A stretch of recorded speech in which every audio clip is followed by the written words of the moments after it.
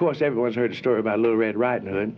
Well, they have different versions. It seems as though this is where I got a hold of it. Little Red Riding Hood, she was going through the woods.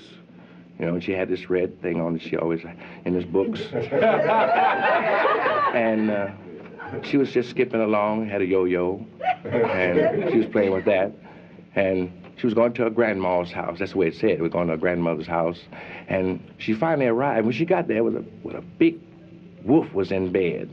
And the big wolf looked at Little Red Riding Hood and said, Little Red Riding Hood, I'm going to eat you up. She said, oh, Mr. Wolf, are you gonna eat me whole? He said, now, Little Red Riding Hood, I'm having to think about that. Oh! Who's that I see walking in these woods?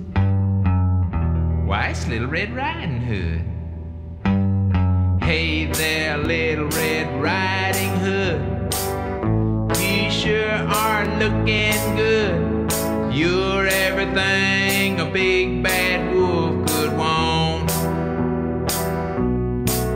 Listen to me, Little Red Riding Hood.